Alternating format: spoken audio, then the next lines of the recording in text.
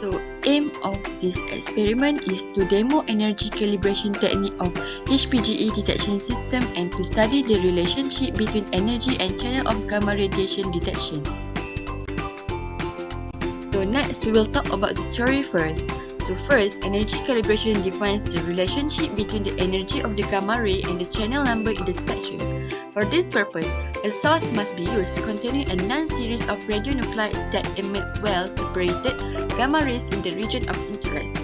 Next, this calibration is easily performed because there is an approximate linear relationship between energy and channel number, and no calibrated sources are needed.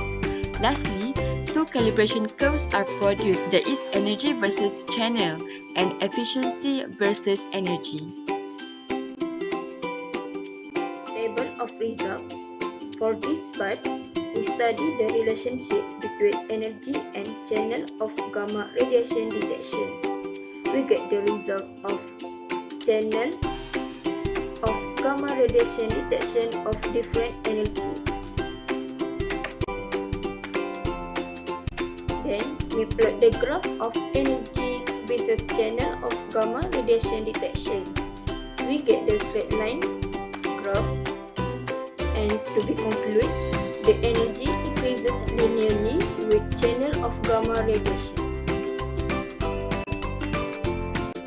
Maybe you wonder what is the importance of energy calibration of HPGE. The first one is to minimize any measurement uncertainty by ensuring the accuracy of test equipment. Then, as we know, energy calibration means evaluating a relationship between the energy of the scattered particle and the channel number of it. Let's move on to the next part, which is part 2. The aim for part 2 is to demo peak efficiency calibration of HPGE detection system and to study the relationship between energy and peak efficiency of gamma radiation detection. Here is the table of results for energy and efficiency.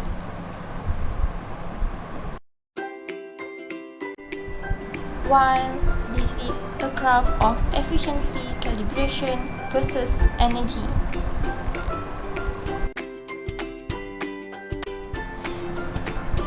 This is the task to generate an exponential equation for the plot, and the equation that we got is y equal to 0.0478 exponent negative 5 to the power of negative 4x. Let's continue with the next part, which is part 3. The aim for this part, the first one is to perform gamma radiation counting using HPGE gamma detection. The next one is to calculate radioactivity concentration of 232 thorium, 238 uranium, 40K in a soil sample. Let's talk about the theory of this part.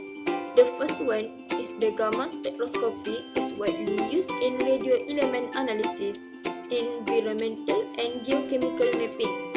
Element that can be disintegrated or decay spontaneously by emitting either electromagnetic radiations or some particles such as alpha particles, beta particles or gamma rays until the final stable element is obtained.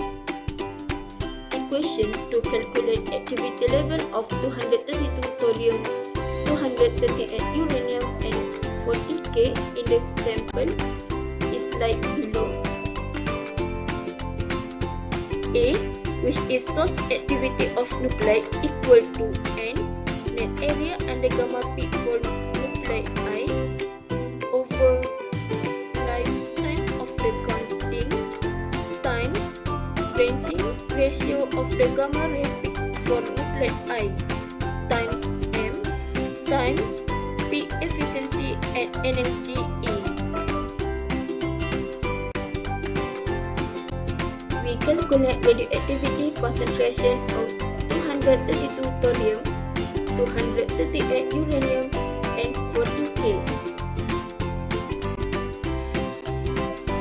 when we calculate the radioactivity concentration of radionuclide, which is uranium-238, and we get the value. Then we proceed to calculate the radioactivity concentration of daughter nuclide of uranium-238, which is B214, and we get the value of radioactivity concentration, which is 933.09.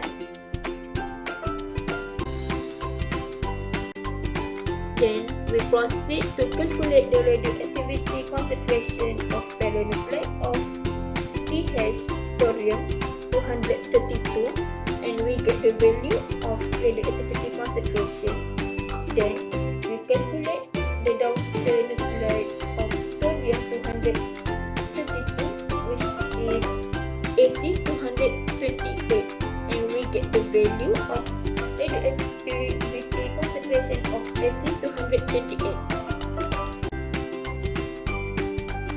We proceed to calculate the radioactivity concentration of K40, and we get the value of radioactivity concentration of the nuclide after we substitute all the values in the formula given.